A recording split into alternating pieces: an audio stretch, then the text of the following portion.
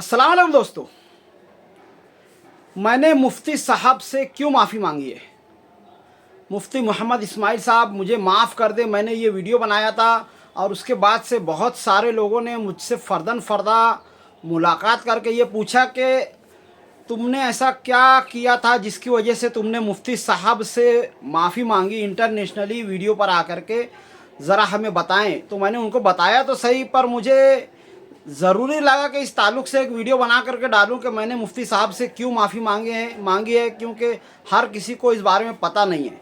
तो आज इसी बारे में बात करेंगे। तो मैं हूं फैयाज़ अहमद अंसारी और आप देख रहे हैं फैयाज़ ब्लॉगर चैनल। और मेरा ये चैनल जो है आम तौर से सच की आवाज़ के ताल्लुक़ से मैंने किया है चालू, और इसमें जो है मैं जो है बहुत सारे ऐसे मसले मसाइल जिसके ताल्लुक़ से लोग बोलते नहीं हैं या बात नहीं करते हैं, ऐसी वीडियोज़ मैं बनाता रहता हूँ।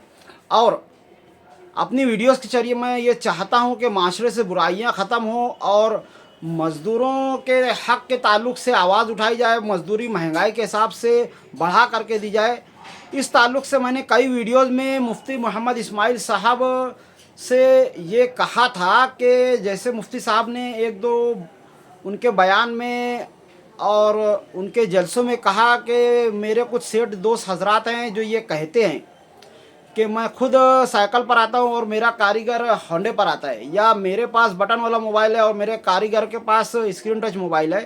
तो इस ताल्लुक़ से मैंने मुफ्ती साहब से कहा था कि जिस तरह आपने सेठ हजरात के ताल्लुक़ से बातें की है, आपको चाहिए था कि दोनों फरीक़ों से मिल कर के बात करें, या फिर जैसे सेठ हजरात के ताल्लुक़ से कहा है वैसे मज़दूर की हिमायत में भी आपको, मज़दूरी बढ़ाने की हिमायत में भी कोई जुमला कहना चाहिए था।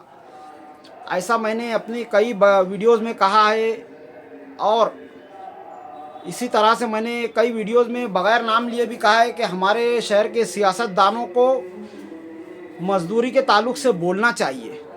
तो मैंने इसी ताल्लुक़ से माफ़ी मांगी थी कि अगर मेरी इस बात से मुफ्ती साहब का दिल दुखा हो या उनको बुरा लगा हो, तो इसके लिए मैंने माफ़ी मांगी थी।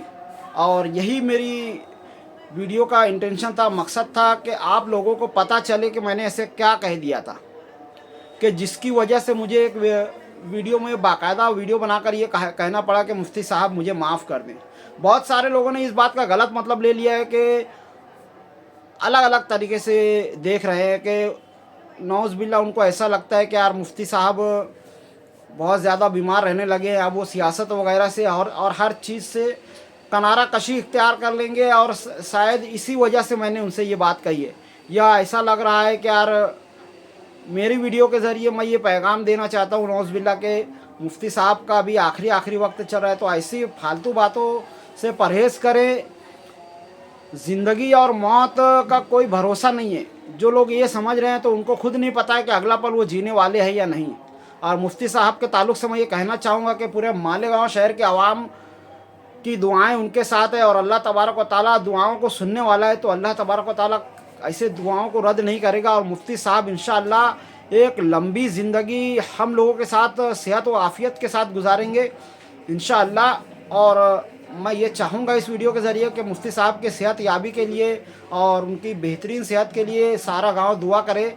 और अल्हम्दुलिल्लाह आज तक मुफ्ती साहब ने कोई ऐसा गलत काम नहीं किया है, तो ज़ाहिर है अल्लाह तबारक व तआला उनको ज़ाया नहीं करेगा। तो आज की वीडियो में इतना ही, मिलते हैं अगली वीडियो में, तब तक के लिए खुदा हाफिज़। अस्सलामु अलैकुम व रहमतुल्लाहि व बरकातुहू।